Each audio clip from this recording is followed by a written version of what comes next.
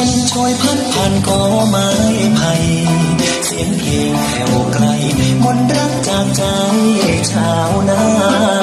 ถ้อยคำสำเนียงพื้นเพธรรมดาไม่ดูหรูหราก็ล้นออกมาจากใจเดือนดวงเดียวดูคล้ายดังเขียวเกี่ยวดา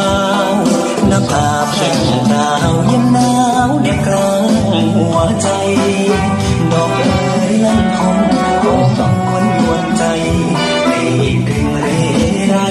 ภาษาดึงควายสา